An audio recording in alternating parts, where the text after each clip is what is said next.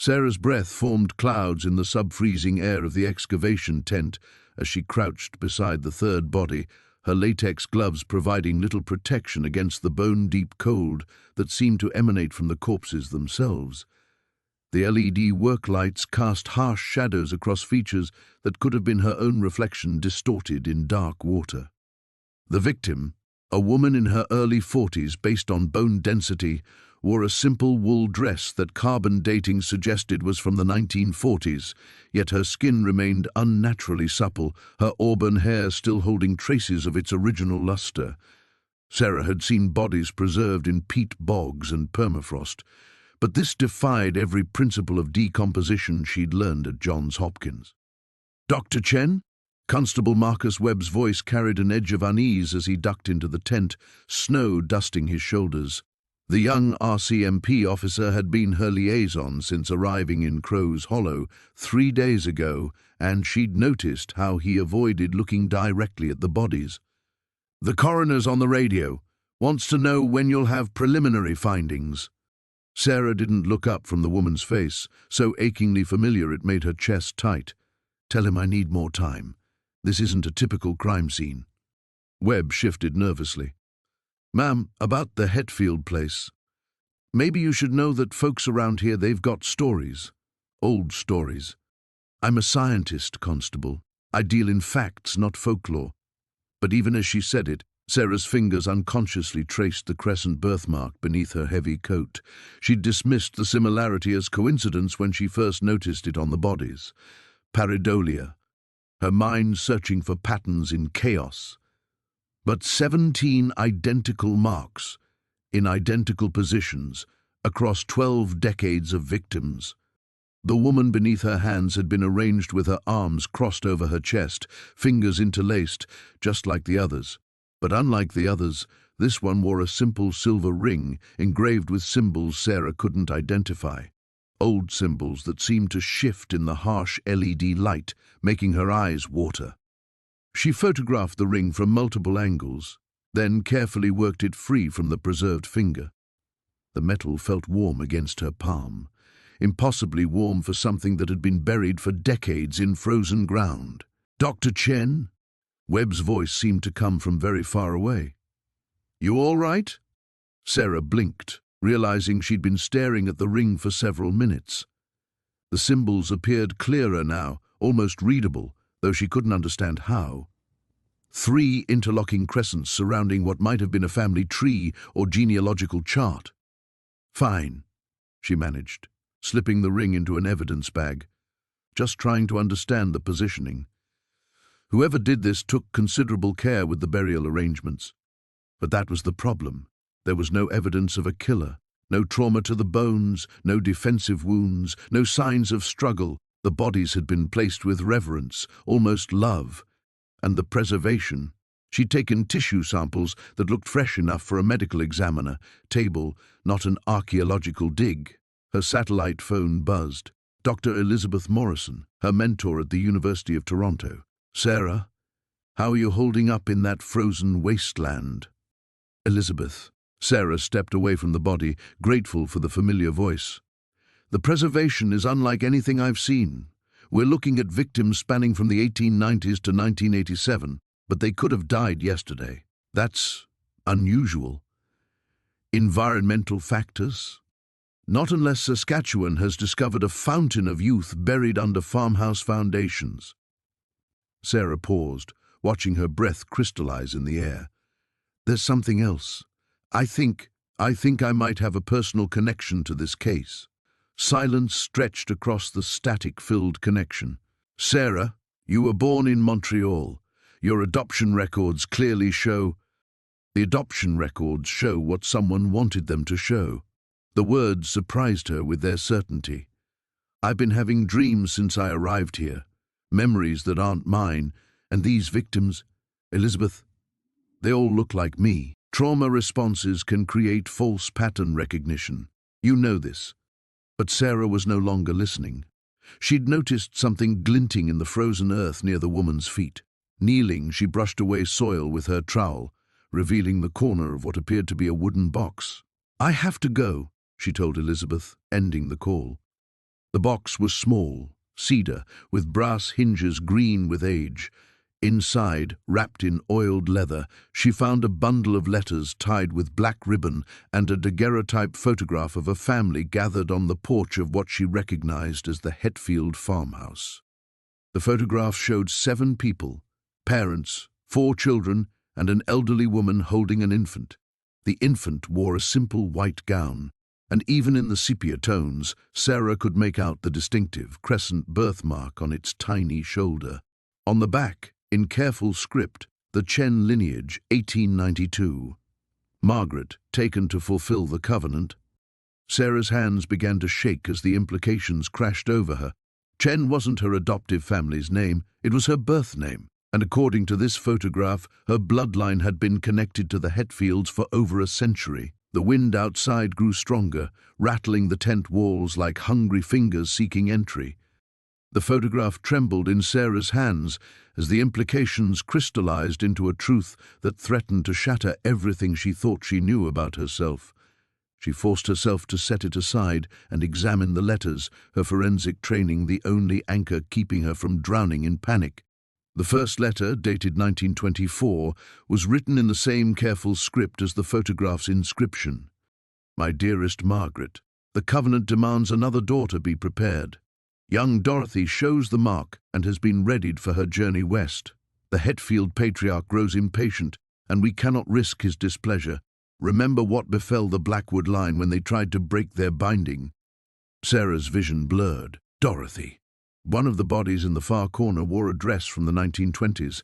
She fumbled for the next letter, dated 1956. "The Chen bloodline remains faithful. Elizabeth's daughter, Catherine, has been selected and will arrive by autumn. The old rituals must be observed, or we all suffer the consequences of broken promises." Each letter detailed another woman, another Chen daughter, sent to the Hetfield farm across decades, always with the birthmark, always described as willing participants in something called the Covenant. "Dr. Chen?" Webb's voice made her jump. "You've been quiet for a while. Everything okay?" She shoved the letters back into the box, her mind racing. Her adoptive parents, David and Lynn Chen, had raised her with love and stability in their Montreal home. David was a mathematics professor, Lynn a high school librarian.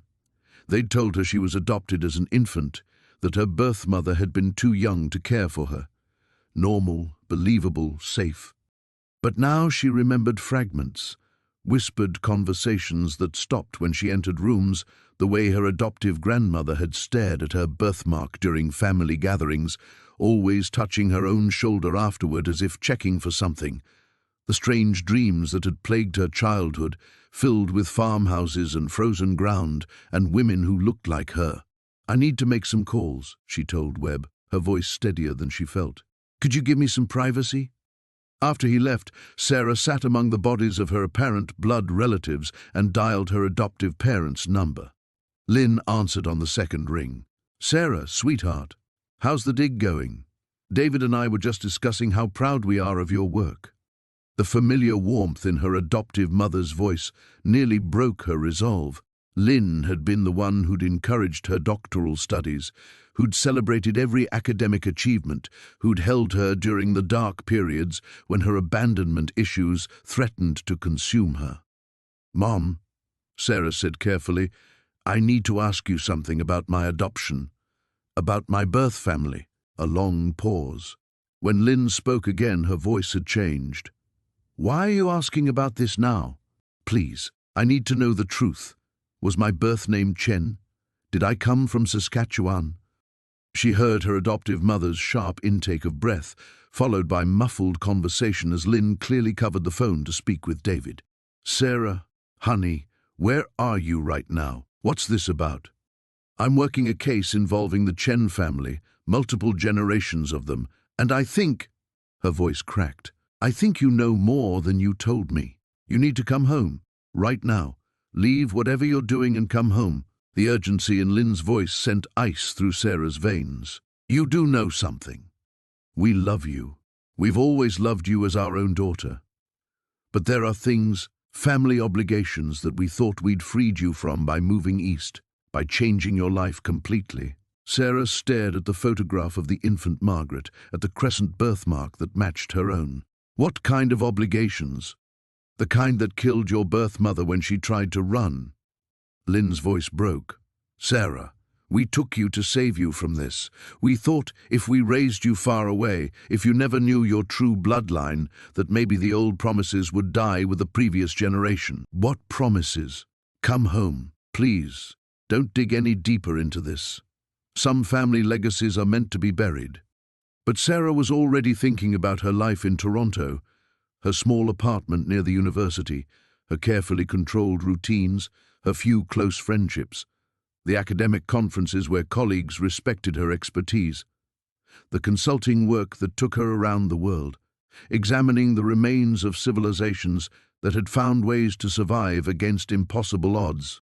She thought about her relationship with James, the archaeology professor she'd been seeing for 8 months, how he'd wanted to make their relationship more serious, how she'd pulled away because commitment meant vulnerability, and vulnerability meant the possibility of abandonment. Everything she'd built, every defense she'd constructed, against the pain of not knowing where she came from, it had all been based on a lie. I can't come home yet, she told Lynn quietly. I need to understand what I'm running from. Sarah. She ended the call and sat surrounded by the preserved bodies of women who shared her face, her blood, her birthmark. Outside, the Saskatchewan wind howled like something alive and hungry, and Sarah realized she might have just severed the last connection to the only family that had ever truly protected her. The silence that followed her decision felt like stepping off a cliff into empty air. Sarah sat motionless among the bodies, the weight of her choice pressing down like the frozen earth above the farmhouse foundation. She had just chosen the dead over the living, mystery over safety, truth over the family who had loved her unconditionally for 42 years.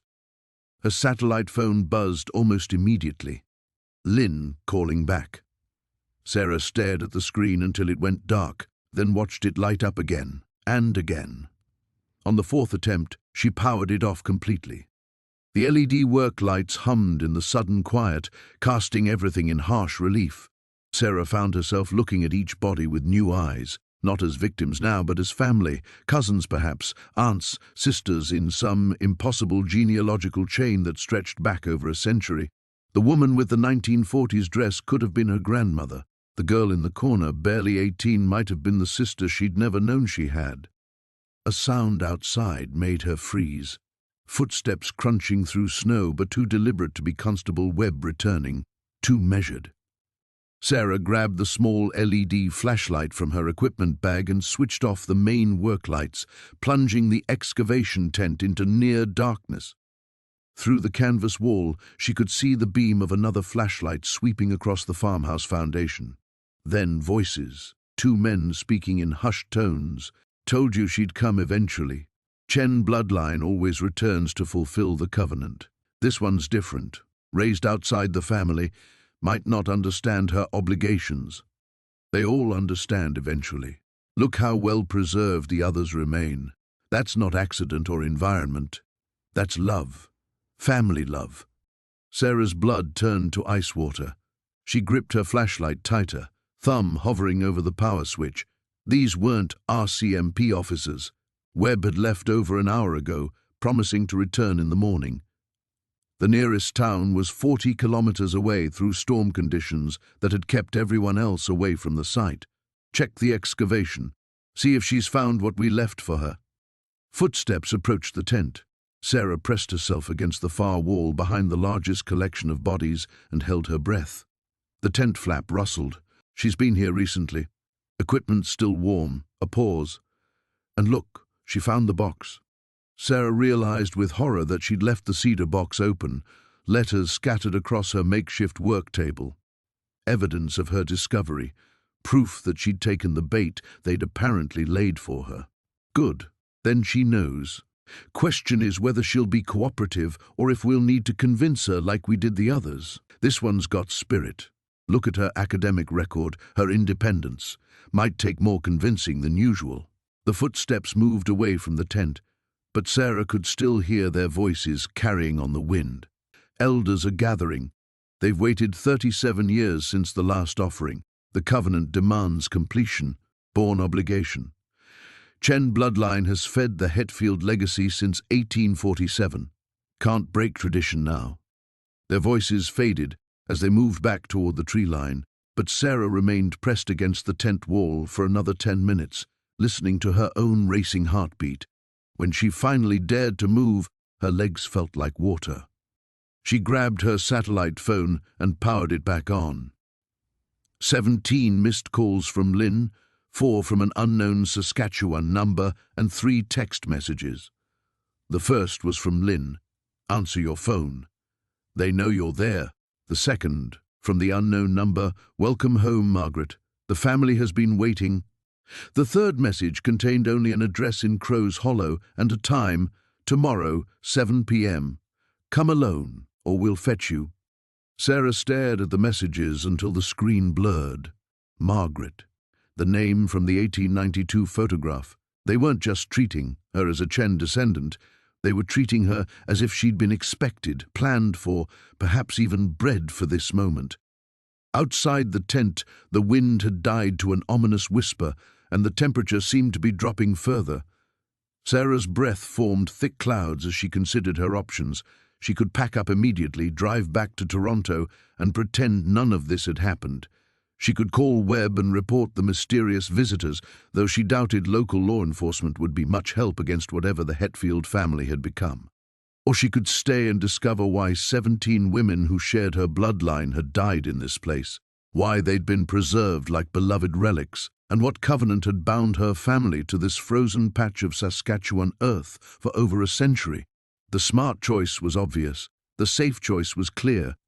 But as Sarah looked around at the faces of her dead relatives, she realized that safety had never been an option. Whatever was happening here had been waiting for her since birth, perhaps before. The only question now was whether she would face it on her own terms or be dragged to it like the others. She began packing her equipment with steady hands, already knowing which choice she would make. But as Sarah's hands moved through the familiar motions of securing her equipment, doubt crept in like the Saskatchewan cold seeping through the tent walls. Her fingers fumbled with the clasps on her specimen cases, muscle memory failing her for the first time in 20 years of fieldwork. What was she actually planning to do? Walk into whatever trap they'd set at that address in Crow's Hollow? Confront a family, or whatever the Hetfields had become, that had apparently been collecting and preserving women like her for over a century? The rational part of her mind, the part that had earned her doctorate and built her reputation, screamed warnings she could no longer ignore. She paused, holding a carefully labeled bone sample, and forced herself to really look at it under the LED light. The femur belonged to the woman in the 1960s dress, Dorothy, according to the letters. The bone showed no signs of trauma, no defensive wounds, no evidence of struggle, which meant Dorothy had gone willingly to whatever fate awaited her. They all had. The implication made Sarah's stomach clench. These women hadn't been murdered in the traditional sense. They'd been sacrificed, yes, but as willing participants in something they believed was necessary, something they'd accepted as their birthright, their family obligation. Sarah's phone buzzed with another text from the unknown number. The others came willingly once they understood their purpose. "You will too." She stared at the screen until her vision blurred, remembering fragments from her childhood that suddenly carried new weight. The way she'd always felt different from other children, marked somehow. A strange affinity for old places, burial grounds, the remains of the dead. She'd told herself it was natural curiosity that led her to forensic anthropology, but what if it had been something more? Some inherited calling that had guided her career choices without her knowing? Her hands shook as she sealed the bone sample. What if her entire life, her adoption, her education, even this assignment, had been orchestrated to bring her to this moment? Dr. Morrison had personally recommended her for the Hetfield case, despite Sarah having no experience with mass graves. The government contact who'd briefed her had seemed unusually well informed about her background. Even Constable Webb had appeared unsurprised when she'd mentioned finding 17 bodies. The tent suddenly felt suffocating. Sarah stumbled outside into the bitter night air, gasping clouds of vapor. Above her, the aurora borealis painted the sky in sheets of green and gold, beautiful and alien. She'd seen the northern lights before, but never like this, never as if they were watching her, waiting for something. In the distance, the farmhouse foundation looked like an open grave in the snow. Behind it, the tree line where the mysterious visitors had emerged seemed to pulse with hidden movement. Sarah realized she was completely alone out here, 40 kilometers from the nearest town, with people who knew exactly where to find her. She thought about James back in Toronto, probably grading papers in his comfortable office, oblivious to the fact that the woman he'd been trying to build a future with might disappear into the Saskatchewan wilderness forever. They'd had dinner 3 nights ago, and he'd mentioned meeting his parents over Christmas. She deflected, as usual, making jokes about her complicated family situation. If she vanished like the others, how long would it take anyone to find her? Dr. Morrison expected a preliminary report in a week, but Sarah often went longer than that without contact during fieldwork. Lynn and David would worry eventually, but they might assume she was angry about the adoption revelations and giving them space. The truth was devastating. She could disappear completely, and it might be days or weeks before anyone realized something was wrong. Sarah pulled out her phone and started to dial James's number, then stopped. What would she tell him? That she'd discovered she was part of some multi-generational sacrifice cult? That her entire identity had been a lie designed to protect her from her own bloodline? That she was considering walking into what was almost certainly a trap because she needed answers more than she needed safety? He'd think she was having a breakdown. Hell, maybe she was. But as she stood there in the alien landscape, surrounded by the preserved bodies of her unknown relatives, Sarah realized that turning back wasn't really an option anymore. Not because of the mysterious watchers in the forest or the threatening text messages, but because she'd spent her entire life feeling like something essential was missing, like she was only half complete, forever searching for the other half of her story. Now she'd found it, and it was more terrifying than she'd ever imagined. But it was hers. Sarah looked back at the excavation tent, at the careful arrangements of women who'd shared her face and blood and birthmark. Tomorrow at 7 p.m., she would finally understand what they'd known, what they'd accepted, what they'd died for. Whether she survived that understanding remained to be seen. Sarah stood in the howling wind for another moment, then walked back to the tent with deliberate steps. The decision crystallized in her mind like ice forming on water, inevitable, irreversible, and strangely peaceful. She wasn't packing to leave, she was preparing to stay. Her hands moved with renewed purpose as she organized her equipment for an extended investigation. The specimen cases went back into storage mode, but she kept out her cameras, measuring tools, and documentation supplies. If she was going to walk into whatever waited for her in Crow's Hollow tomorrow night, she would document everything leading up to it. Maybe her notes would help the next person who came looking for answers. The thought should have terrified her, but instead, it brought an odd sense of completion. For the first time in her adult life, Sarah felt like she was moving towards something instead of running away from it. She pulled out her laptop and began typing a detailed report of her findings, uploading photos of each body, every letter, the ritual arrangements. She emailed copies to her university account, to Dr. Morrison, and to a secure cloud server. Then she opened a new document and started writing a letter to James. If you're reading this, it means I've discovered something about my family history that I needed to pursue, regardless of the consequences. Please don't blame yourself for not stopping me. This choice has been building my entire life. I just didn't recognize it until now. She paused, cursor blinking, trying to find words for feelings she'd never acknowledged. How do you explain to someone that you're choosing the unknown over their love? That some hungers run deeper than the desire for safety? I've spent 42 years feeling like I was living someone else's life, wearing someone else's skin. I know that sounds ungrateful. Lynn and David gave me everything, and you offered me a future I never thought I deserved. But I can't keep building on a foundation of lies and gaps. I need to know what I'm made of, even if that knowledge destroys me." Her fingers hesitated over the keyboard. She thought about their last dinner together, how James had reached across the table to touch her hand while describing his sabbatical plans, how she'd instinctively pulled away when he'd mentioned spending it together. She'd hurt him with that withdrawal, seen it in his eyes, but hadn't understood why intimacy always felt like imprisonment to her. Now she wondered if it was because she'd never belonged to herself long enough to belong to anyone else. The women here died willingly. I don't understand why yet, but they walked into their fate with their eyes open. Maybe that's what courage actually looks like. Not the absence of fear, but the willingness to step forward despite it. She saved the letter but didn't send it. Not yet. Outside the tent, she could hear vehicles approaching, multiple engines grinding through the snow. Sarah checked her watch, nearly midnight. She grabbed her flashlight and peered through the tent flap. 3 pickup trucks were navigating the rough access road, headlights cutting through the darkness.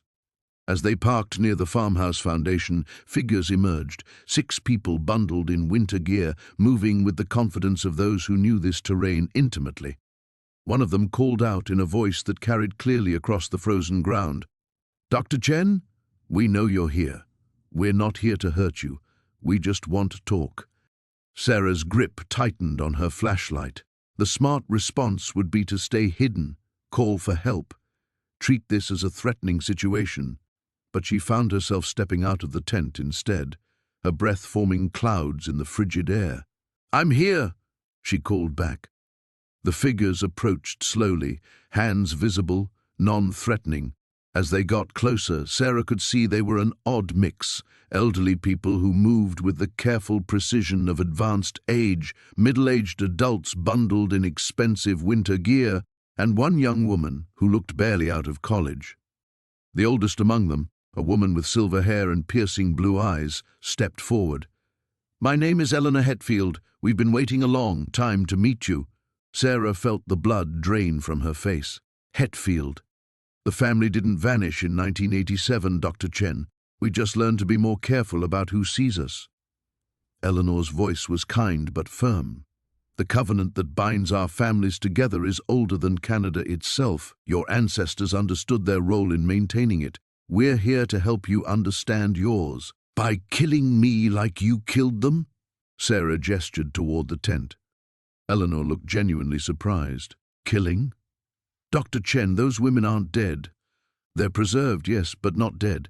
They're waiting. Waiting for what? For the bloodline to be complete. For someone with the strength to break the cycle instead of perpetuating it." Eleanor smiled, and there was something terrible and hopeful in her expression. "We think that might be you." Sarah stared at the woman who shared the name of the family that had apparently shaped her entire existence. Behind Eleanor, the other figures waited patiently, as if they had all the time in the world. "Show me," Sarah said, and felt the last bridge to her old life burn away behind her. Eleanor gestured toward the excavation tent. "May we?" Sarah nodded, her throat too tight for words. She led the group back to where 17 women lay in their eternal arrangement, the work lights casting harsh shadows across faces that could have been her sisters, her daughters, her own reflection across time. The young woman in the group, she couldn't be more than 22, gasped when she saw the bodies. "They're so beautiful," she whispered, and Sarah felt a chill that had nothing to do with the Saskatchewan wind. "This is Marcus," Eleanor said, indicating a middle-aged man with kind eyes and scarred hands. "He's our record keeper. And this is David, not your adoptive father, obviously, our current groundskeeper. The young woman is Rebecca. She's why we're here." Rebecca stepped forward, pulling back her hood. In the harsh LED light, Sarah could see the birthmark on the girl's neck, the familiar curve of her cheekbone, the same unusual eye color Sarah saw in her mirror every morning. "Rebecca is Chen bloodline too," Eleanor explained. "Adopted out in 2003, raised in Calgary. We've been watching her, just as we watched you. But something's changed." Marcus opened a weathered leather portfolio and pulled out documents. Genealogy charts, medical records, photographs spanning decades. "The covenant requires willing participation from both bloodlines," he said, his voice professionally neutral, like a banker explaining loan terms. "Chen women provide the anchor. Hetfield descendants maintain the preservation. It's worked for 176 years. Until now," David added grimly. Sarah studied the charts Marcus held. Names and dates connected by careful lines. A family tree that showed her adoptive placement wasn't random. It was strategic. The Hetfields had been tracking Chen descendants, managing their bloodline like livestock breeders. "What's changed?" she asked, though part of her already suspected the answer. Eleanor exchanged glances with the others. "The entity we've been feeding is restless, hungry. It's no longer satisfied with the traditional offerings. It wants something more." "The women in there," Rebecca said, voice trembling. "They're not just preserved, they're conscious, aware. I can hear them sometimes. In my dreams, they're screaming." The temperature in the tent seemed to drop another 10 degrees. Sarah looked at the peaceful faces arranged around them, trying to imagine consciousness trapped behind those closed eyelids, awareness locked in unmoving flesh. "That's impossible," she said, but her voice lacked conviction. "Is it?" Marcus pulled out a photograph. Recent, digital. It showed this very excavation site, but the bodies were in different positions. Subtle changes, but undeniable. "This was taken 2 days ago. Compare it to your current arrangement." Sarah's scientific mind rebelled against what she was seeing, but the evidence was irrefutable. The woman in the Victorian dress had turned her head slightly. The girl from the 1940s had moved her hand. They weren't dead, they were something else entirely. "What do you want from me?" Sarah's voice came out as a whisper. "We want you to choose," Eleanor said. "Rebecca is young, pliable. She could fulfill the traditional role, join the others in their eternal waiting. But you have education, experience. You understand death in ways the others never did. You think I can end this. We think you can evolve it." David stepped closer, and Sarah could see desperation in his weathered face. "The entity isn't evil, Dr. Chen. It's ancient, yes, hungry, absolutely, but it's also necessary. It keeps things in balance, prevents worse things from emerging." Rebecca laughed, but there was no humor in it. "They're asking you to choose between feeding me to their monster or finding a way to satisfy it without more sacrifices. Some choice." Sarah looked around at the faces surrounding her. The living Hetfields with their desperate hope, young Rebecca with her justified terror, and the 17 preserved Chen women who might be listening to every word. "What exactly is this entity?" she asked. "We don't know," Eleanor admitted. "Our ancestors made the original bargain during the settlement years. A harsh winter, failing crops, people dying. Something offered them survival in exchange for maintenance, regular feeding. The Chen bloodline has specific properties that sustain it. And if I refuse, if we both refuse," the silence that followed was answer enough. "It finds other ways to feed," Marcus said finally. "Messier ways. The last time a covenant was broken, in 1847, an entire settlement disappeared overnight. 237 people, no trace except bones scattered for miles." Sarah closed her eyes, trying to process the impossible choice they were offering her. Feed a supernatural entity using willing victims from her own bloodline, or risk unleashing something worse on innocent people. When she opened her eyes again, Rebecca was watching her with a mixture of hope and terror. "How long do I have to decide?" Sarah asked. "Until tomorrow at 7, Eleanor said softly. "The winter solstice.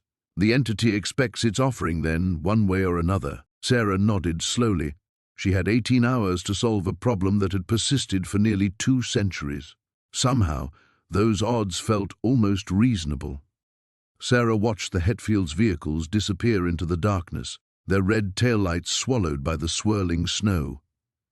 Rebecca had gone with them, reluctantly but safely for now. The young woman had pressed a slip of paper into Sarah's hand before leaving, her contact information scrawled in shaky handwriting alongside the words, "Find another way." 18 hours. Sarah stood in the excavation tent, surrounded by the 17 women who might be listening, and tried to construct a plan from fragments of impossible knowledge. She pulled out her laptop and began researching everything she could find about the original settlement, the missing colony of 1847, any historical records that might explain what kind of entity her ancestors had bargained with. The university databases yielded frustratingly little, but she found references to unusual geological activity in the region, reports of strange lights and unexplained disappearances dating back to the fur trading era. At 3 a.m., her phone rang.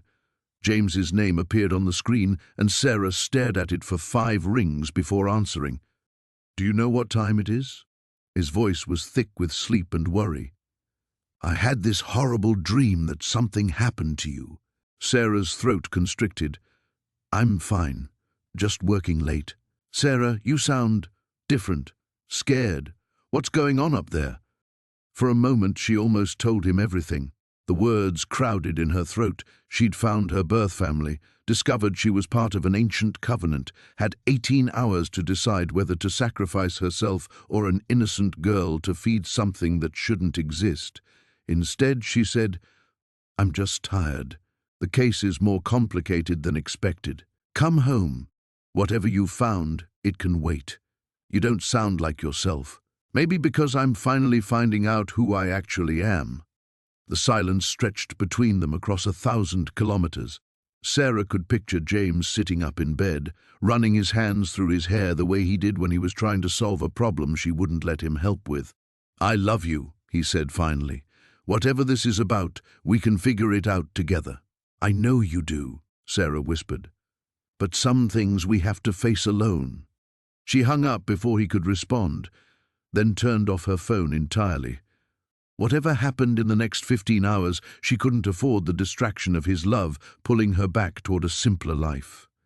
Sarah returned to her research with renewed intensity, printing every document she could find, spreading them across the makeshift work table like pieces of a puzzle, burial patterns, geological surveys, even old fur trading manifests that mentioned unusual losses in the region. Slowly, a picture began to emerge. The entity wasn't just feeding on human life. It was feeding on specific genetic markers, bloodlines that carried something unique. The Chen women weren't random victims. They were carriers of something the entity needed to maintain its existence. But what if that same genetic heritage could be used against it? At 5 a.m., Sarah made a decision that would have terrified her 24 hours ago. She walked to the center of the arrangement, where 17 women waited in their eternal preservation, and she lay down among them. The cold seeped through her winter gear immediately, but Sarah ignored it, focusing instead on the subtle energy she could feel emanating from the preserved bodies. If Rebecca was right, if these women were still conscious on some level, perhaps they could communicate. Sarah closed her eyes and opened her mind to whatever connection her bloodline might provide.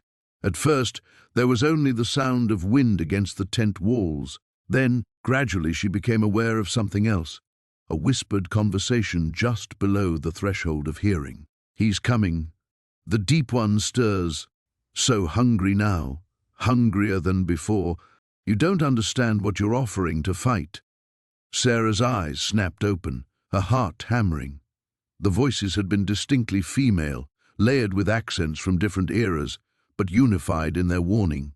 She looked at the faces around her, still peaceful, still motionless, but now she could sense the desperate intelligence trapped behind those closed eyes. "What is it?" she whispered to the tent at large. "What am I really dealing with?" The response came not in words but in images that flooded her consciousness. Something vast and ancient stirring beneath layers of rock and permafrost, fed and sustained by carefully managed sacrifice for over a century. But the feeding had changed its nature, made it stronger, more demanding. What had once been satisfied with willing death now craved conscious suffering. Sarah understood with crystalline clarity that the Hetfields weren't the villains in this story. They were caretakers of a prison that was slowly breaking down. The entity they fed wasn't just hungry, it was evolving, growing beyond the constraints of the original covenant. She had 12 hours to find a solution that no one in 176 years had managed to discover. But unlike her predecessors, Sarah had advantages they'd lacked: modern forensic knowledge, access to historical records, and 17 conscious advisors who'd been studying their captor for decades. The approach wouldn't be surrender or sacrifice, it would be a jailbreak. Sarah began to plan. The plan Sarah conceived in those pre-dawn hours would have seemed like madness to her former self, the careful academic who measured twice and cut once, who built theories on foundations of peer-reviewed certainty. But that woman had died somewhere between discovering her birth name and lying among the preserved dead, listening to their whispered warnings. She worked through the morning with feverish intensity, cross-referencing geological surveys with the burial patterns, mapping the exact positioning of each body against underground limestone formations. The arrangement wasn't random. It formed a precise geometric pattern that corresponded to natural cave systems running deep beneath the permafrost. The Chen women had been positioned as anchors, their unique genetic markers somehow binding the entity to its subterranean prison. By noon, Sarah had identified what she believed were the 3 critical points in the arrangement. The oldest preserved women, dating back to the original covenant. If her theory was correct, these 3 bodies served as the primary locks on an ancient cage, but simply removing them would likely free the entity entirely, unleashing it on an unprepared world. Instead, she would have to replace them with something stronger. At 2 o'clock, Eleanor Hetfield called her satellite phone. "Dr. Chen, we need to know your decision. Preparations must be made." "I need to see the actual feeding site," Sarah said. "The location where the entity emerges." A long pause. "That's not something we typically allow. I'm not typical Chen lineage. You said so yourself. If you want me to make an informed choice, I need to understand exactly what we're dealing with." Eleanor's sigh crackled through the connection. "Very well. But Dr. Chen, what you see there will change you. There's no going back from that knowledge. I crossed that line the moment I lay down with the dead and heard them speak." The silence that followed told Sarah she'd revealed more than Eleanor had expected her to discover. "We'll be there in an hour," Eleanor said finally. Sarah spent the remaining time making final preparations. She gathered soil samples from each burial site, carefully documenting the unique mineral compositions. She photographed every angle of the arrangement, paying particular attention to the geometric relationships between bodies. Most importantly, she practiced the technique she'd theorized, using her forensic knowledge to identify the precise anatomical points where preservation met consciousness. When the Hetfields arrived, they brought Rebecca with them, the young woman pale but determined. "I want to see it too," Rebecca said before anyone could object. "If one of us is going to die tonight, I want to understand why." Eleanor led them away from the excavation site, following an old game trail that wound through dense pine forest. After 20 minutes of difficult hiking through knee-deep snow, they reached a depression in the landscape, a natural amphitheater of black stone walls and twisted trees. At the center lay a hole in the earth that seemed to swallow light itself. Sarah approached the edge carefully, her flashlight beam disappearing into depths that defied measurement. The air rising from the opening carried a smell like ozone and decay, but underneath that was something else, an almost electrical taste that made her fillings ache. "How deep?" she asked. "We don't know," Marcus answered. "The original surveyors estimated 300 feet before they stopped measuring. But the entity, it doesn't emerge from the bottom. It rises through the stone walls themselves." As if summoned by his words, Sarah felt a subtle vibration in the ground beneath her feet. The daylight seemed to dim, though no clouds covered the pale winter sun. From the depths of the hole came a sound like wind through vast caverns, but with an underlying rhythm that resembled breathing. "It knows we're here," Rebecca whispered, instinctively stepping back from the edge.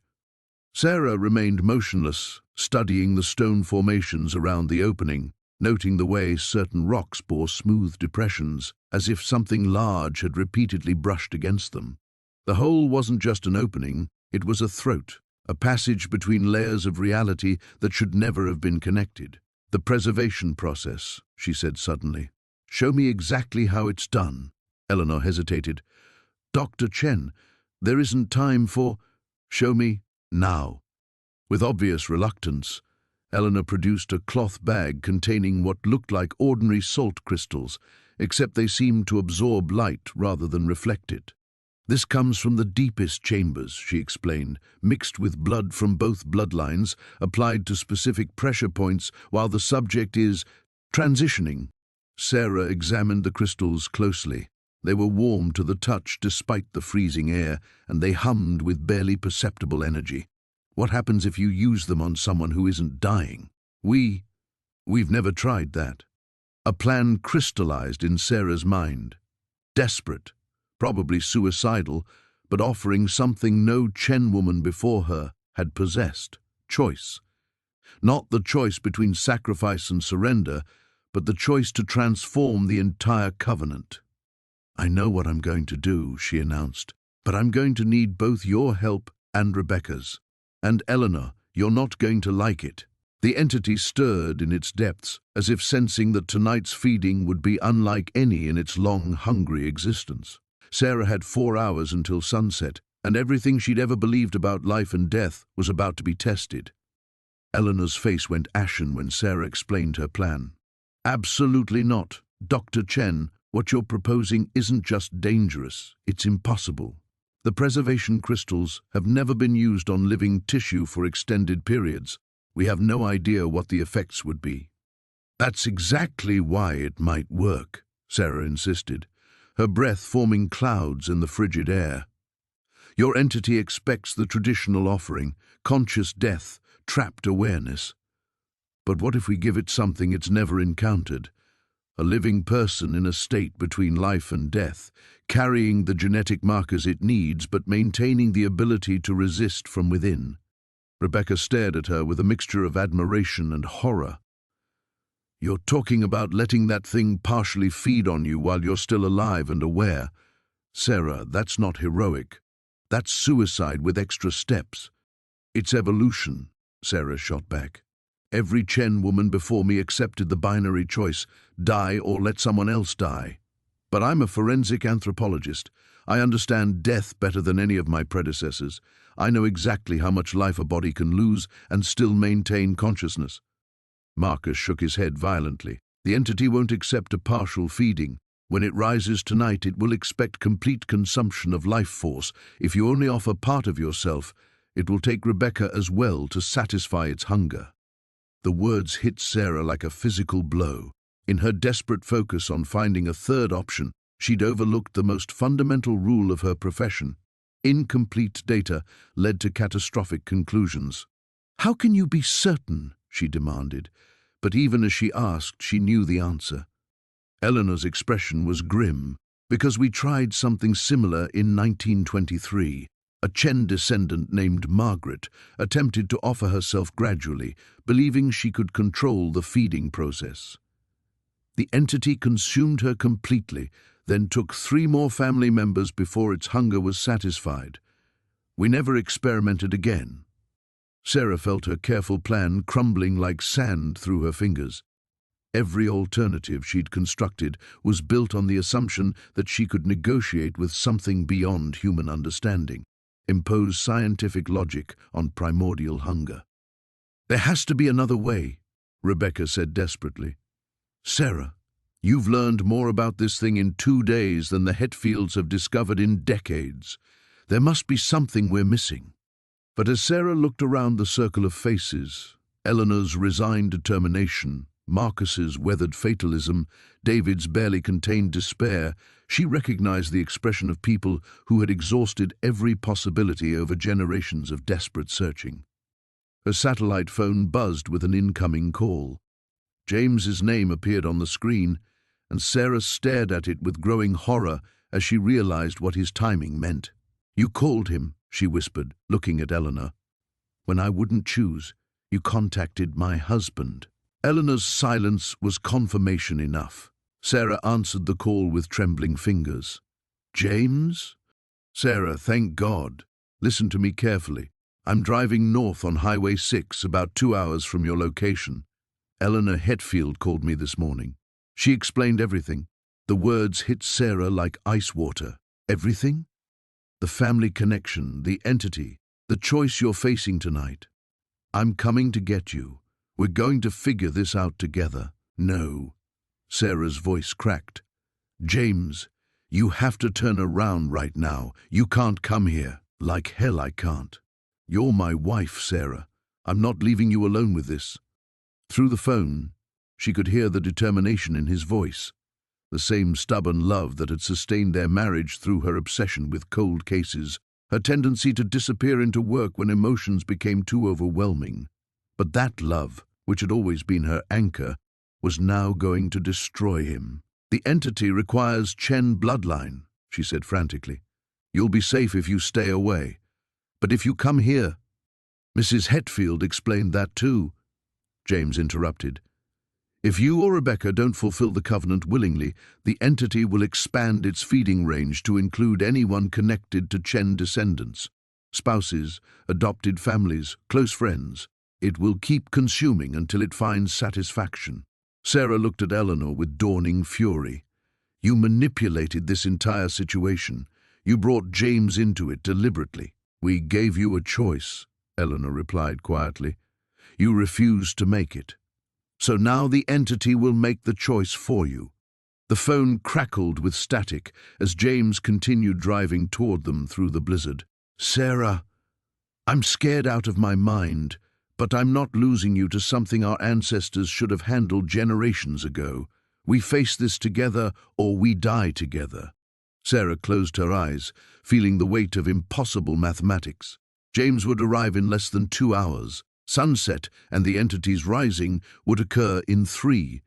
Her desperate plan had failed before she could even attempt it, and now the man she loved most in the world was driving directly into supernatural crosshairs because she'd been too proud to accept the only choice that had ever really existed. Around them, the wind picked up, carrying something that sounded disturbingly like anticipatory laughter from the depths of the earth. The laughter from below grew louder, more distinct, and Sarah felt something click into place in her mind with the sharp clarity of a bone snapping. She turned to Eleanor with sudden, terrible understanding. "You're not caretakers," she said, her voice cutting through the wind. "You're collaborators." Eleanor's composed mask finally cracked. "Dr. Chen, you don't understand the complexity." "I understand perfectly now." Sarah's forensic mind, trained to reconstruct truth from fragments, assembled the complete picture with devastating precision. The entity doesn't just feed on Chen bloodline. It feeds on the emotional trauma of the sacrifice, the fear, the desperation, the impossible choice. That's what sustains it. And you've been manufacturing that trauma for over a century. Rebecca stepped closer to Sarah, away from her family. "What are you saying?" "Think about it," Sarah continued, her breath coming in sharp puffs. "Every Chen woman was brought here believing she had to choose between her own death and someone else's. But look at the arrangement down there. 17 bodies spanning 120 years. If the entity only needed 1 sacrifice per generation, there should be 3, maybe 4 bodies maximum." Marcus shifted uncomfortably. The covenant requires nothing." Sarah's voice echoed off the stone walls. "You created the covenant. You found something ancient and hungry, and instead of trying to destroy it or contain it permanently, you made a deal. You feed it regularly in exchange for power." Eleanor's silence was more damning than any confession. Sarah's mind raced through the evidence she'd dismissed or misinterpreted. The preservation technique doesn't trap consciousness accidentally. It's designed to maximize suffering. You keep them aware so the entity can feed on their terror indefinitely. And the genetic markers you need aren't about bloodline at all, are they? They're about psychological profile. You select women who've been abandoned, who carry trauma from childhood, because that makes the fear more potent. Sarah, Rebecca whispered, horror dawning in her eyes. Are you saying my family has been... Murder. Ritualized, systematic murder spanning generations. Sarah looked directly at Eleanor, and every time a Chen woman discovered the truth, you killed her before she could expose you. The entity's breathing from the depths grew more agitated, as if Sarah's revelation was disrupting its anticipated feeding. Eleanor's composure finally shattered completely. You think you understand, Eleanor snarled. You think this is about power or greed. That thing down there isn't just hungry, Dr. Chen. It's growing. Every feeding makes it stronger, gives it more influence over the surrounding region.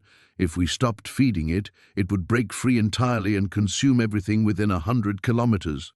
So you convinced yourselves you were heroes, Sarah said, saving the many by sacrificing the few. Yes! Eleanor's eyes blazed with desperate justification. Every Chen woman who died saved thousands of innocent people.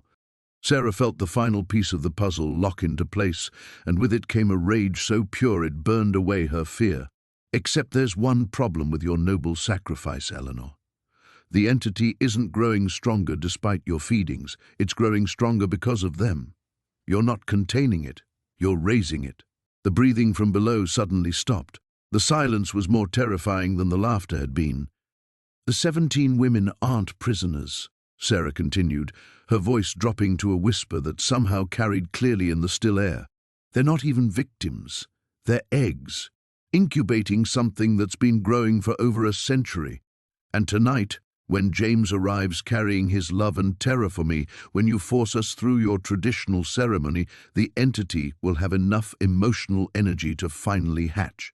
Eleanor backed away from the pit's edge, her face white with dawning comprehension. That's impossible. The Covenant has held for... The Covenant is a nursery rhyme, Sarah cut her off. A story you told yourselves to avoid facing what you'd really done. But I'm a scientist, Eleanor. I know gestation when I see it. As if responding to her words, something massive shifted in the depths below. The stone walls of the pit began to crack, hairline fractures spreading outward like a spider web. Rebecca grabbed Sarah's arm. If you're right, if my family has been feeding this thing until it's ready to emerge, then we have approximately 90 minutes before James arrives and triggers the final phase, Sarah finished. Unless we do something your family has never attempted in 120 years. What? Sarah smiled, and it was the most terrifying expression Eleanor had ever seen on a human face. We're going to kill it while it's still vulnerable. We're going to perform an emergency cesarean on a creature that's been gestating for over a century, and we're going to do it with nothing but forensic tools and spite. The entity's breathing resumed, but now it sounded distinctly nervous. Around them, the wind died completely, as if the world itself was holding its breath. The silence stretched for 3 heartbeats before Eleanor began to laugh, a sound like breaking glass in the frozen air. You're insane, she breathed.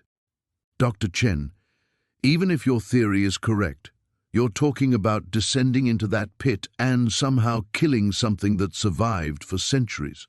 With what? A trowel and brushes? Sarah was already moving, her mind shifting into the methodical focus that had carried her through countless crime scenes. Rebecca, I need you to go back to the excavation site.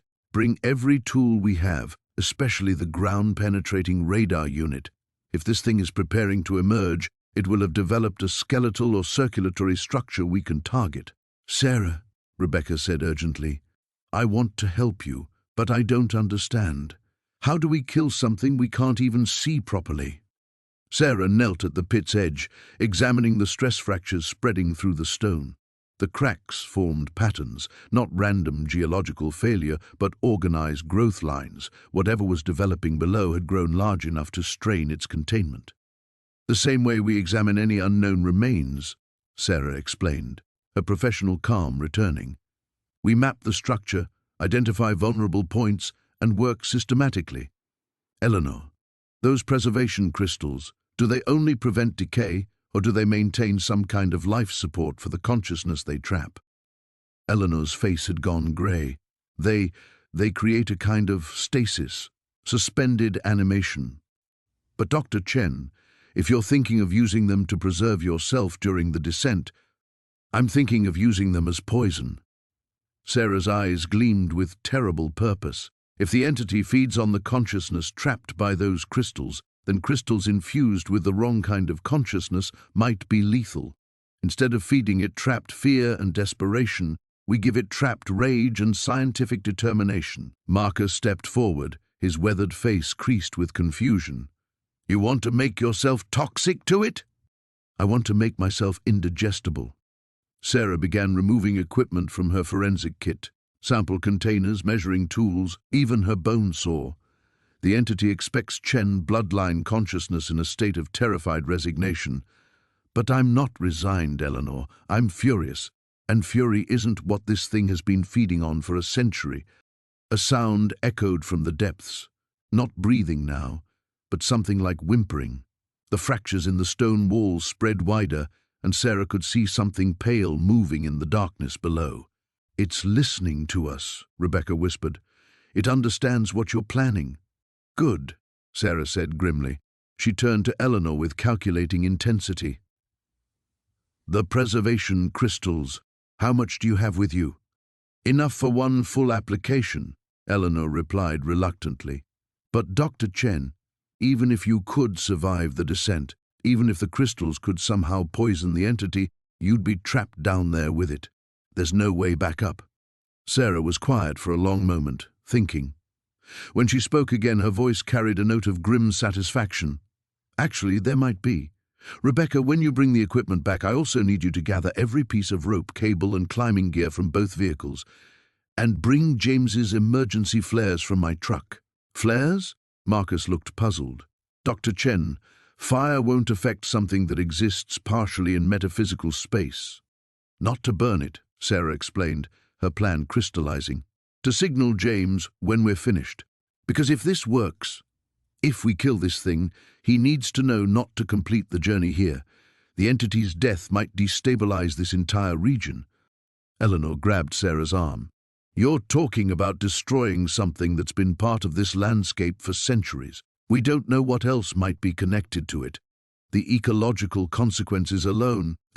The ecological consequences of letting it hatch will be considerably worse, Sarah snapped, shaking off Eleanor's grip.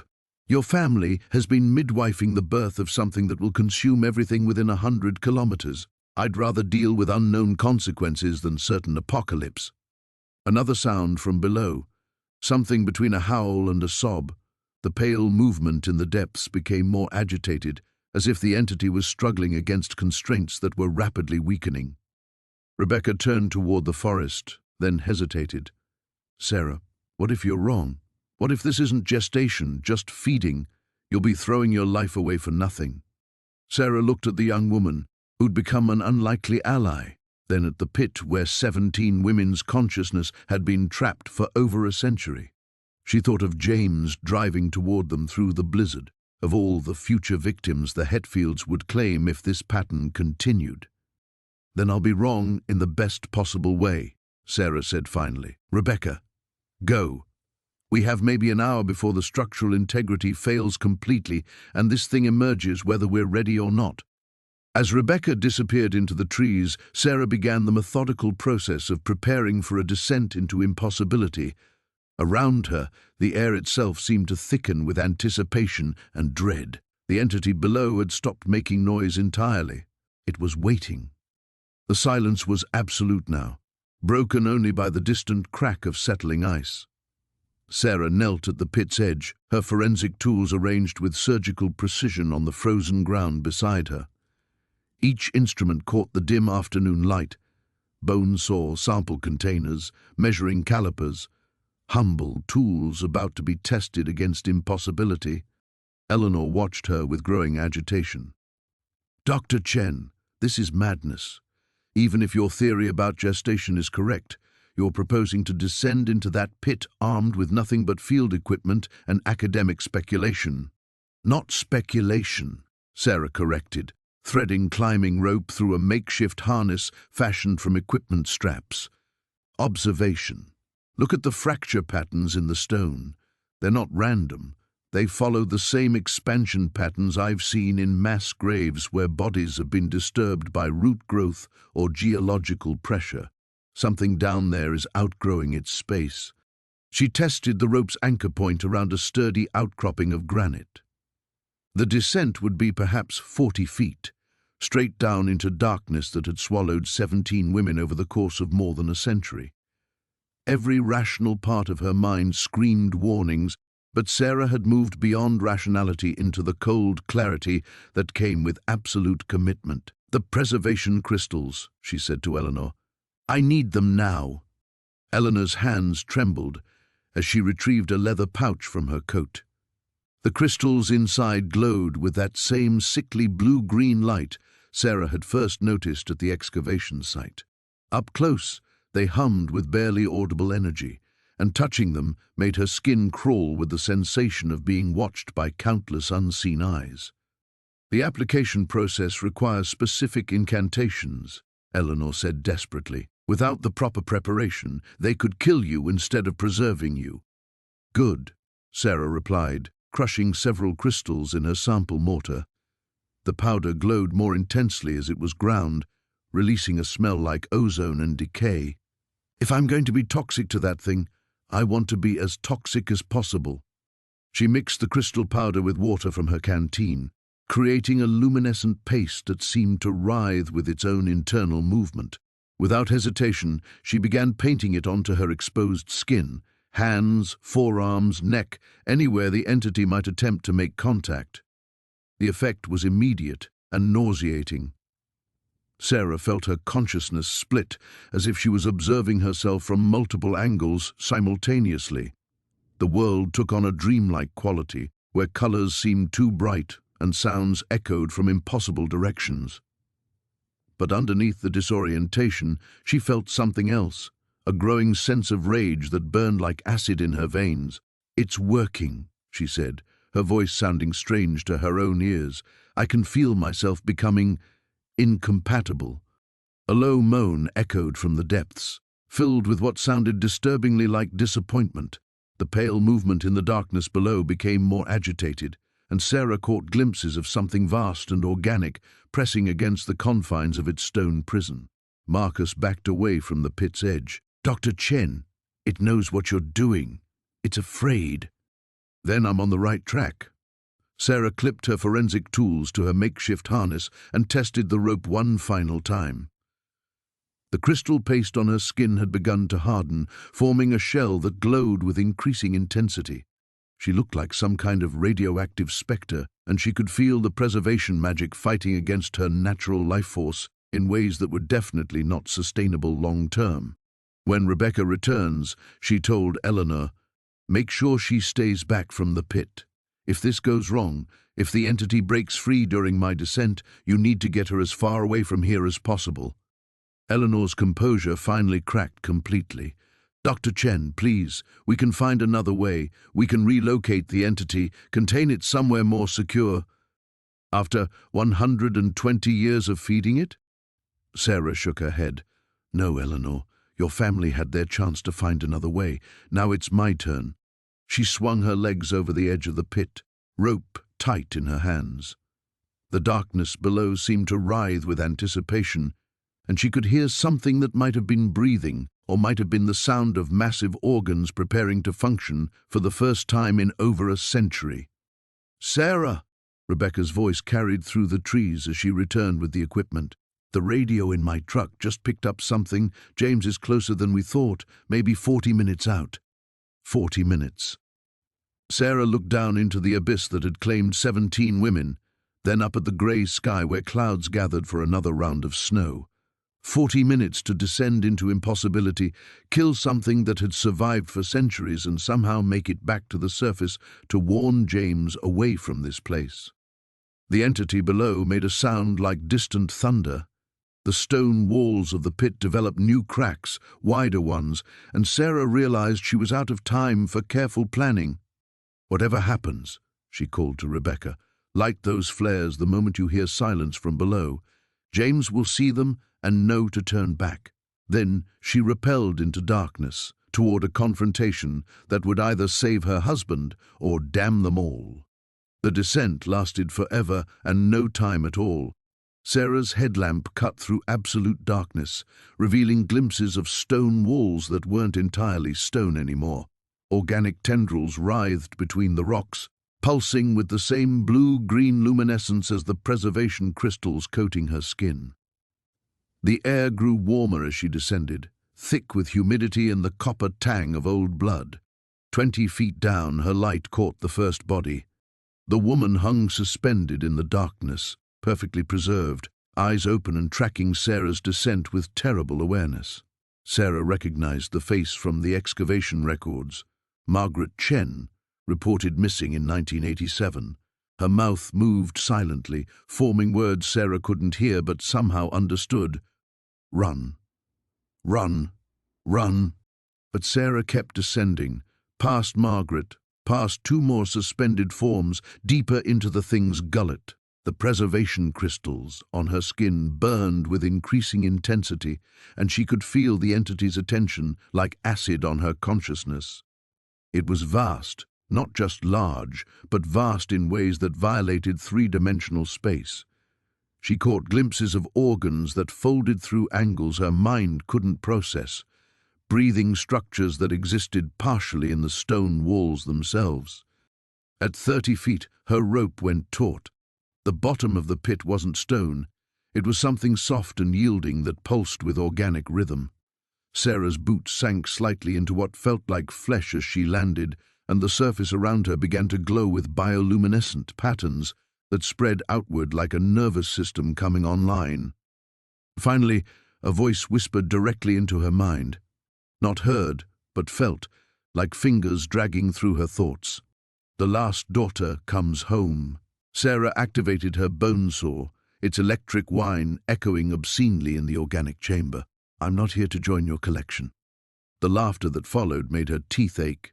Around her, the suspended women began to move more frantically, their preservation allowing them perfect awareness of what was about to unfold.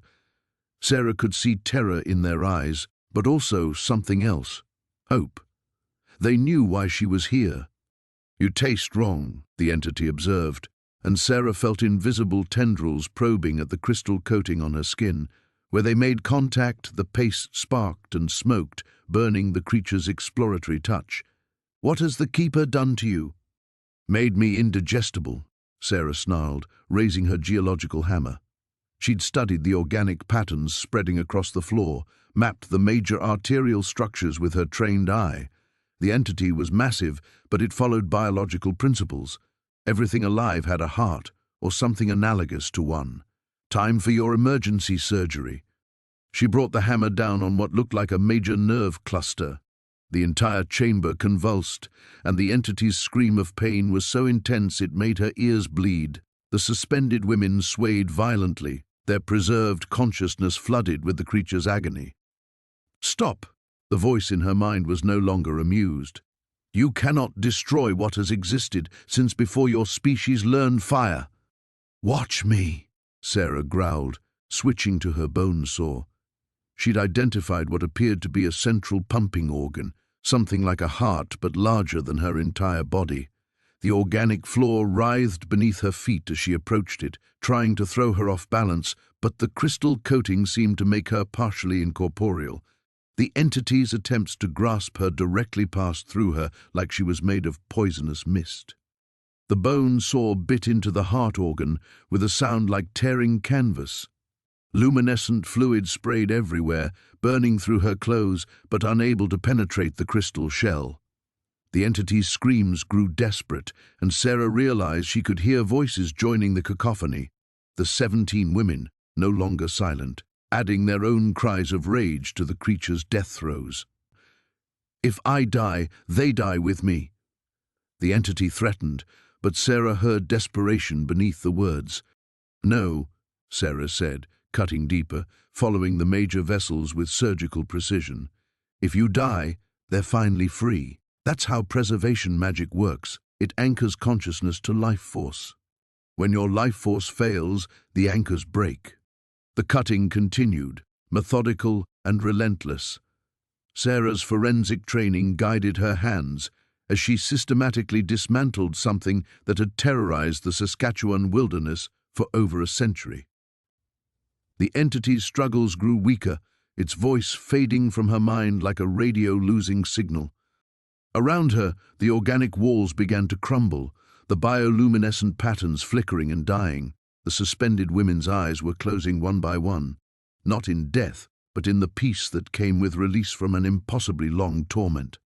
You have doomed everything," came the entity's final whisper. "Without me, the deep things will rise. The old contracts will fail.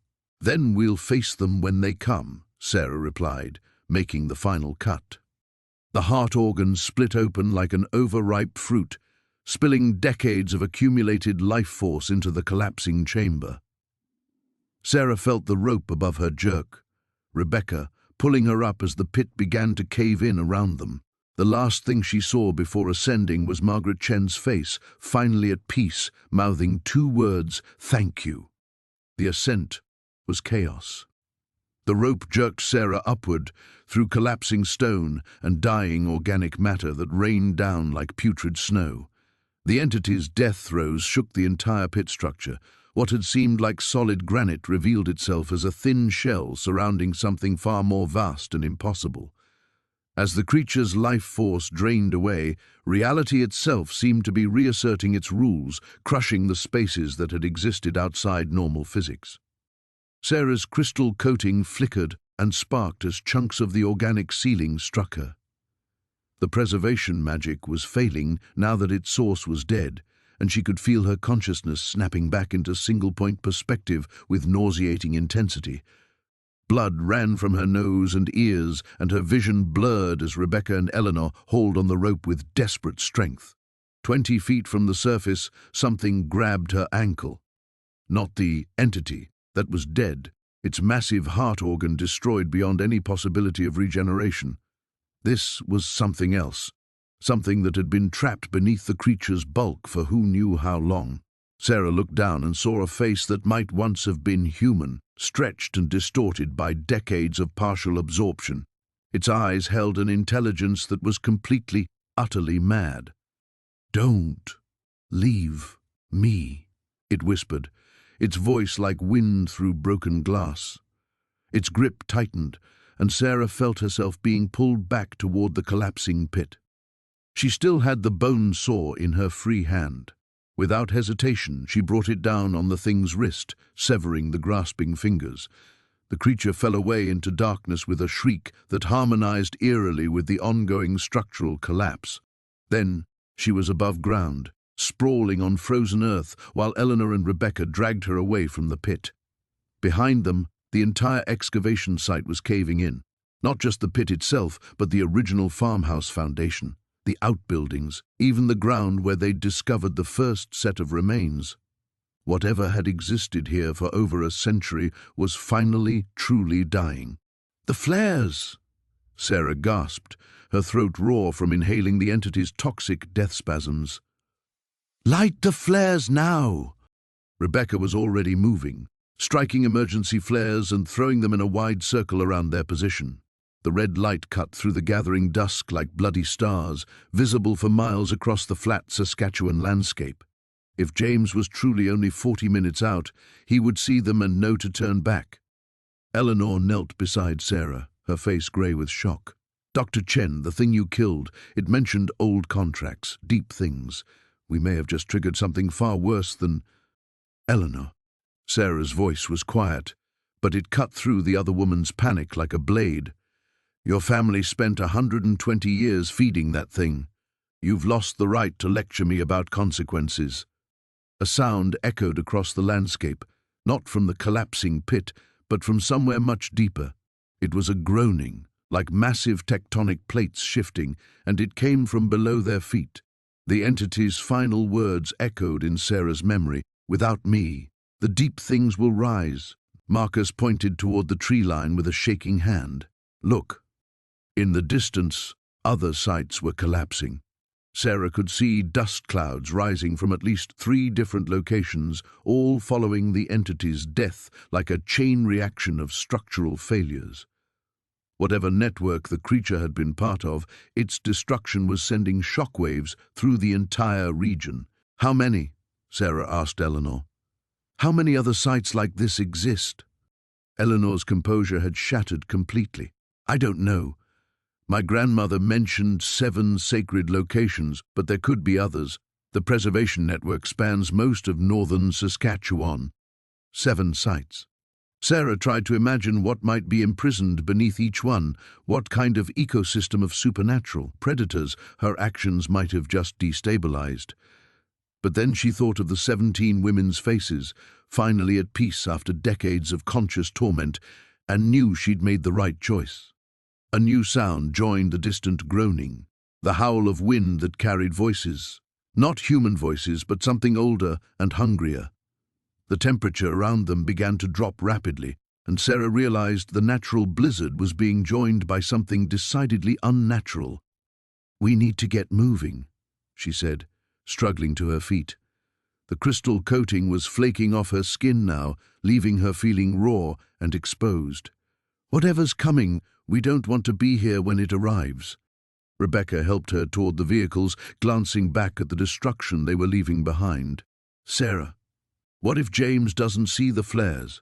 What if he drives straight into whatever's rising from those other sites?" Sarah looked at the radio in Rebecca's truck, then at the widening circle of supernatural chaos spreading across the wilderness.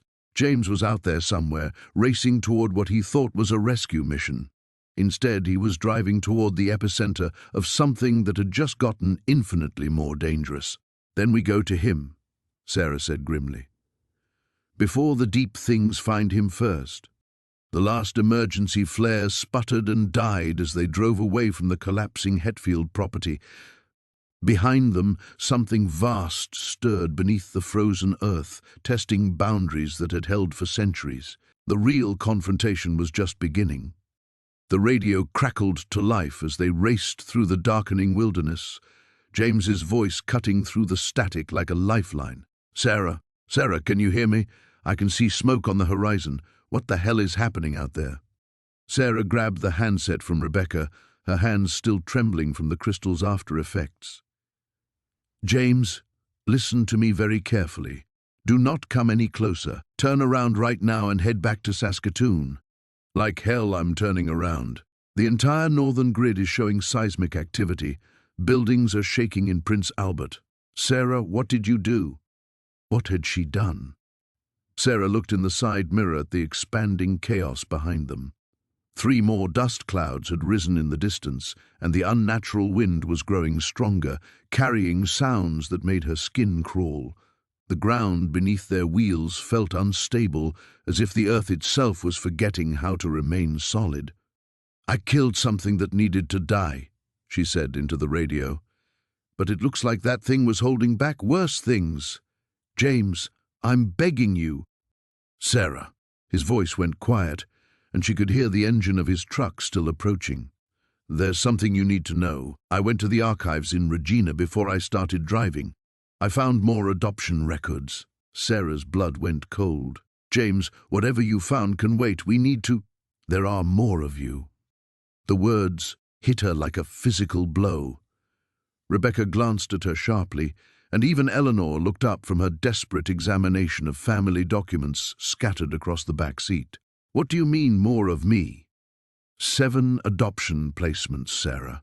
7 girls with your blood type, your birthmark, your exact genetic profile. The agency placed them across Western Canada between 1982 and 1987. You were the last one. 7. The same number of sites Eleanor's grandmother had mentioned. Sarah felt the terrible mathematics clicking into place in her mind, an equation that led to only one horrifying conclusion. "James," she whispered, Where were they placed?" She heard papers rustling through the radio. One in Manitoba near Thompson, one outside Calgary, one in northern British Columbia. But Sarah, here's the thing, 3 of them are in Saskatchewan, within 100 miles of where you are right now. The truck hit a pothole that shouldn't have existed 5 minutes earlier, and Sarah realized the road itself was becoming unstable. Through the windshield, she could see more emergency flares in the distance, but they hadn't lit those. Someone else was out here. Someone else was dealing with their own collapsing horror. Eleanor leaned forward from the back seat, her voice tight with growing panic. The network is failing everywhere at once. When you killed the entity, you broke more than just local preservation magic. The entire system is collapsing. Good, Sarah said grimly. But even as the word left her mouth, she felt the weight of what she'd truly done settling on her shoulders. She'd saved 17 women and destroyed a creature that had terrorized the region for over a century. But in doing so, she'd apparently destabilized something much larger and infinitely more dangerous. The radio crackled again. Sarah, I can see your flares now. I'm maybe 20 minutes out. But there's something else. The road behind me is gone. What do you mean gone? I mean gone. Like, there's just a pit where Highway 914 used to be. Whatever's happening, it's spreading fast. Rebecca gripped the steering wheel tighter. We need to reach higher ground. If the geological structure is failing this broadly, we don't want to be caught in a valley when... The sentence was cut off by a sound that seemed to come from everywhere at once, a deep, resonant toll like the largest bell ever cast. It echoed across the landscape with impossible clarity, and in its wake, Sarah heard something that made her heart stop. Singing. Not human voices, but something that might have learned to mimic human song by listening to it from very far away. It was beautiful and terrible and completely wrong, and it was getting closer. The deep things, Eleanor whispered. They're awake. Sarah keyed the radio again. James, change of plans. Don't try to reach us. Head for Saskatchewan and keep going. Get as far south as you can. Sarah, no. I'm not leaving you out there. She closed her eyes, feeling the weight of the choice she was about to make. For 20 years, James had been her anchor, her proof that love could exist without the taint of her cursed bloodline. He represented everything, normal and good in her life, everything she'd built despite the darkness that seemed to follow her family name. But if the other sites were failing, if there really were 6 more women like her scattered across Western Canada, then this wasn't over.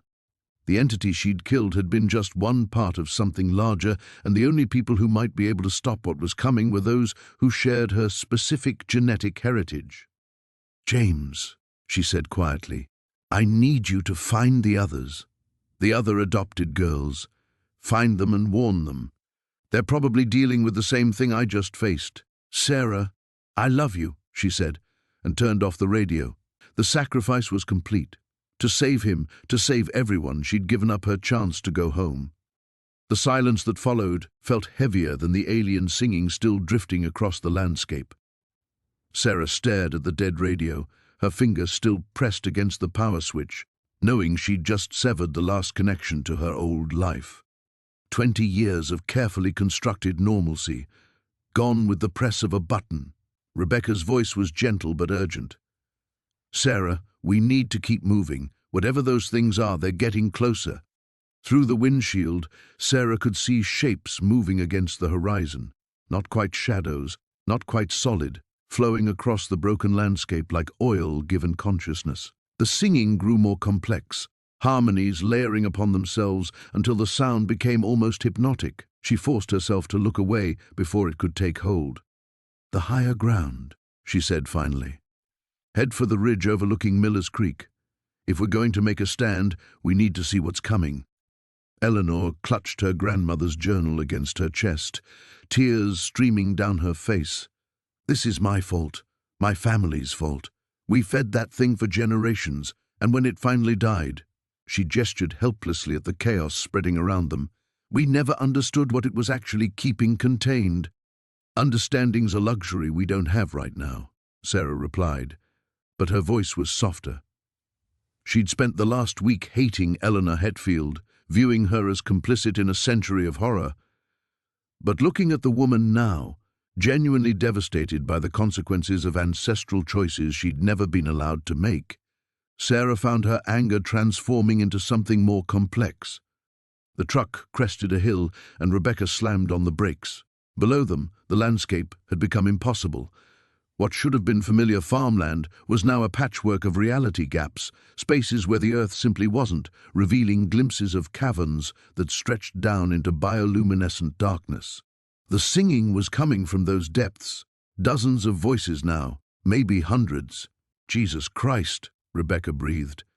How far down do those go? Sarah studied the pattern with a forensic anthropologist's eye, mapping the distribution of collapsed areas. They formed a rough circle, perhaps 50 miles in diameter, with the old Hetfield property at the center. But more disturbing was what she could see moving in those depths, shapes that had never been meant for surface dwelling, creatures that made the entity she'd killed look almost familiar by comparison. They're not coming up to hunt, she realized suddenly. They're trying to escape. Whatever network existed down there, it wasn't just preserving human consciousness, it was a prison system, and we just broke it. Eleanor looked up from her journal, hope flickering in her eyes. Then maybe this isn't our fault. Maybe we just did what should have been done decades ago. Maybe, Sarah agreed, watching one of the underground shapes test the edges of a reality gap. But that doesn't solve our immediate problem. Those things are going to reach the surface soon, and when they do... She thought about James racing south toward Saskatchewan, about the other 6 women who shared her genetic heritage scattered across Western Canada. Were they dealing with similar eruptions? Were they even still alive? The adoption records had placed them near what Eleanor's grandmother called sacred locations, which Sarah now understood were probably other prison sites in the network. A new sound joined the alien chorus, helicopters, military by the sound of them, approaching fast from the southeast. Sarah felt a mixture of relief and dread. Help was coming, but how did you explain this to conventional authorities? How did you brief a rescue team on creatures that existed outside normal physics? They'll think we're insane, Rebecca said, apparently following the same train of thought. They'll think we're insane until one of those things tries to eat them, Sarah corrected. Then they'll listen very quickly. The lead helicopter swept over their position, and Sarah saw the side door sliding open, but instead of rescue personnel, armed figures in hazmat suits were taking positions. This wasn't a rescue operation. It was containment. Out of the truck, she ordered. Now, keep your hands visible and move slowly. They climbed out into the unnatural wind, the aliens singing washing over them in waves that seemed to resonate in their bones. The helicopter settled on the ridge 50 yards away, and figures emerged, military personnel, but their equipment was wrong. Too specialized, too focused on biological containment rather than conventional threats. The team leader approached with practiced caution, his face hidden behind a specialized mask. When he spoke, his voice was muffled but authoritative. Dr. Sarah Chen, that's me. Colonel Morrison, Special Containment Division. Dr. Chen, we need you to come with us immediately. The situation has escalated beyond regional parameters. Sarah gestured at the impossible landscape spreading below them. No kidding. You don't understand, Morrison continued. This isn't just happening here. Every site in the network activated simultaneously 47 minutes ago. We have similar breaches in Manitoba, Alberta, and British Columbia. The other designated individuals are already in custody. Other designated individuals. He meant the other 6 women, the ones who shared her genetic heritage. They were alive, and they were facing the same nightmare she'd just escaped.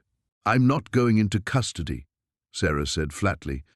Morrison's stance shifted slightly, and she noticed the other team members adjusting their positions. Dr. Chen, this isn't a request. You and your companions are now classified assets in a national security situation. The singing from the depths grew louder, more urgent, and Sarah saw the first of the deep things finally breach the surface 3 miles away. It moved like liquid shadow given form, flowing across the broken landscape with predatory intelligence. Colonel, she said quietly, I think your priority just changed.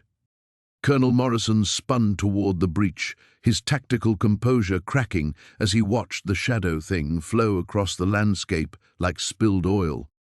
"Jesus Christ, what is that?" "That," Sarah said, grabbing Rebecca's arm, "is why your containment protocol just became irrelevant."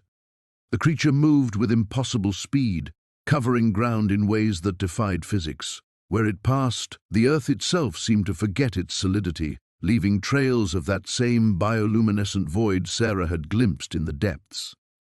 Morrison barked orders into his radio, but his team's weapons were designed for human threats, not for something that existed partially outside conventional reality. "Dr. Chen," Morrison's voice carried new urgency. "The other designated individuals, they're reporting similar breaches at their sites. We have teams down, equipment failure across the board. Whatever you did here, it's spreading." Sarah felt the weight of that responsibility, but also a strange clarity. For 42 years she'd lived as Sarah Chen, the abandoned child who'd built a careful life studying death and solving puzzles. That woman would have felt crushing guilt, would have sought approval from authority figures like Morrison. But standing on this ridge, watching impossible things emerge from underground prisons her bloodline had unknowingly helped maintain, she realized she was no longer that person. The genetic heritage she'd discovered, the ritualistic horror she'd witnessed, the alien entity she'd killed, all of it had burned away something essential about who she used to be. "Colonel," she said, her voice carrying new authority, "your teams are failing because you're treating this like a military operation. It's not. It's an exorcism on a geological scale." The first shadow creature had spotted their position. It flowed uphill toward them with predatory intelligence, and Sarah felt that familiar singing begin to resonate in her bones. But this time, instead of fear, she felt recognition. The genetic modifications her bloodline carried weren't just about preservation, they were about communication. "Rebecca, Eleanor, get behind the helicopter," she ordered, stepping forward. "Morrison, tell your men to lower their weapons. Aggression will only make this worse." "Dr. Chen, I can't authorize." "You don't have a choice," Sarah interrupted, her eyes never leaving the approaching entity. "Your jurisdiction ended the moment these things reached the surface. This is family business now." She could feel the change happening inside her, the same crystalline awareness that had allowed her to kill the preservation entity. But instead of fighting it, she embraced it, letting her consciousness expand until she could sense the vast network of breaches across Western Canada. 6 other women like her, 6 other sites where ancient prisons had failed. They were all connected now, linked by crisis and shared heritage. The shadow creature reached the base of the ridge and paused, its form shifting like liquid mercury. When it spoke, the voice came from everywhere at once, harmonizing with the ongoing song from the depths. "New guardian, old blood, you broke the great binding." "I freed 17 innocent people," Sarah replied, and was startled to realize she could understand its alien communication perfectly. "Your imprisonment was built on torture. Our imprisonment was built on necessity. We are not of this sphere, Guardian. We hunger for dimensions your kind cannot survive losing." The terrible mathematics of the situation clicked into place. The preservation network hadn't just been a supernatural feeding system. It had been a containment protocol using human consciousness as an energy source to power interdimensional barriers. Her bloodline hadn't been victims, they'd been unwilling wardens. "Then we'll find another way," she said, "a way that doesn't require feeding people to alien parasites." "You speak of choices that may not exist. Already the barriers weaken.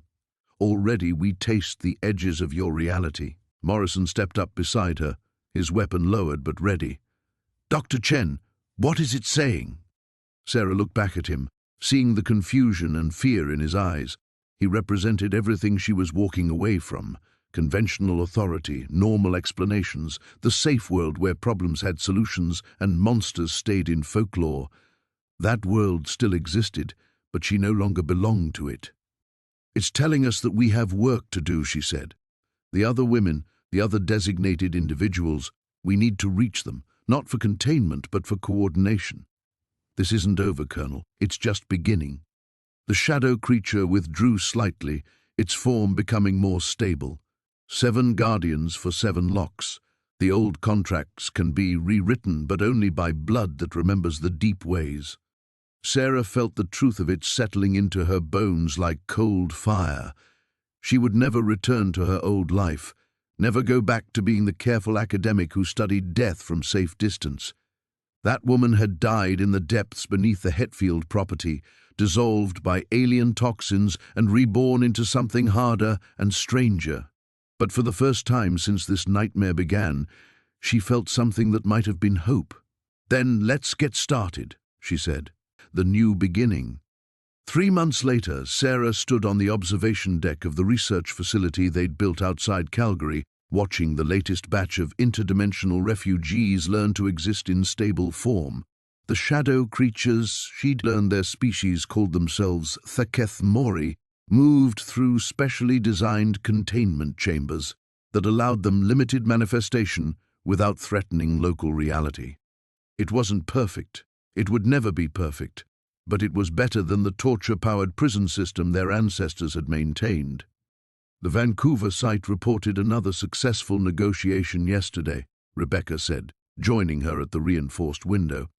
Her former colleague had traded forensic anthropology for what they euphemistically called xenological consultation, a field that hadn't existed 4 months ago. That makes 6 of the 7 breach points stabilized through diplomatic protocol rather than military containment. Sarah nodded, her attention focused on one particular Mori that had been experimenting with more humanoid shapes. The process was disturbing to watch, reality bending around its efforts like heated plastic, but the intent was clearly communicative rather than predatory. "Any word from Maria?" Sarah asked. Maria Vasquez was the designated guardian for the 7th site, deep in northern Manitoba. Of all the women sharing Sarah's genetic heritage, she'd been the most resistant to cooperation, insisting that traditional containment methods were safer than Sarah's experimental negotiations. "Still radio silence," Rebecca admitted, "but her sight's stable. Whatever she's doing up there, it's working." Through the facility's intercoms came Eleanor's voice. "Dr. Chen, please report to Lab 7. We've got something." Sarah made her way through corridors that had been hastily constructed but carefully designed. The facility existed in a strange bureaucratic limbo, officially a Health Canada research station, unofficially the headquarters for humanity's first diplomatic mission to interdimensional species. Colonel Morrison's Special Containment Division provided security and government liaison, while the 7 Guardian women provided the only reliable communication interface with the Mori. Lab 7 hummed with alien harmonics. Eleanor Hetfield, now Dr. Eleanor Hetfield, after her family's journals had proven invaluable to xenological research, stood before a sophisticated translation array. The device looked like a cross between a pipe organ and a satellite dish, designed to convert Mori communications into human comprehensible patterns. "What do you have?" Sarah asked. "A message," Eleanor said, her face tight with concern. "From the deep networks, the really deep ones." Sarah felt her modified genetics respond to proximity to the translator, her consciousness expanding to interface with the alien communication protocols. The message that flowed through her was vast and complex, carrying concepts that had no human equivalent. But the core meaning was clear enough. Gratitude, recognition of new compact, warning of older hungers stirring in spaces between spaces. "They're thanking us," Sarah said slowly. "The Mori we've been dealing with, they're refugees too. The real threat is still down there, in the deep places our prison network was actually designed to contain." Eleanor nodded grimly. The preservation entities, the consciousness harvesting, all of that was just the Mori trying to maintain barriers they inherited from whatever came before. They've been prisoners and guards simultaneously for millennia. Sarah absorbed this information, feeling the familiar weight of impossible responsibility. She'd thought destroying the Hetfield entity had been the end of something. Then she'd thought negotiating peaceful coexistence with interdimensional refugees was the end. But each solution only revealed deeper layers of the problem. Her phone buzzed, a text from James. "Still coming to dinner Sunday? Mom's making her famous lasagna." Despite everything, the genetic modifications, the alien consciousness expanding her perceptions, the weight of guarding reality's borders, James remained a constant. He'd never fully understood what had happened to her in Crow's Hollow, but he'd accepted the changes with the same steady loyalty that had sustained their relationship for 20 years. "Wouldn't miss it," she texted back and realized she meant it. The woman who'd driven into that February blizzard to investigate old bones would never have believed that stability was possible after such transformation. But standing in this impossible facility, surrounded by colleagues who'd become family and responsibilities that spanned dimensions, Sarah felt something she'd never experienced before, the sense that she was exactly where she belonged. The Keth Mori in the nearest chamber shifted toward her, its form stabilizing into something almost humanoid. Through the translation array, its communication resonated with familiar warmth. "Guardian sister. The deep places stir, but new bonds hold strong. Tomorrow's burdens can wait for tomorrow's strength." Sarah smiled, pressing her palm against the reinforced glass. Outside, snow was beginning to fall, ordinary snow, in an ordinary Alberta winter, in a reality that remained safely intact because 7 women with strange genetics had chosen cooperation over containment. "Tomorrow's burdens can wait," she agreed, and for the first time in 42 years truly believed it.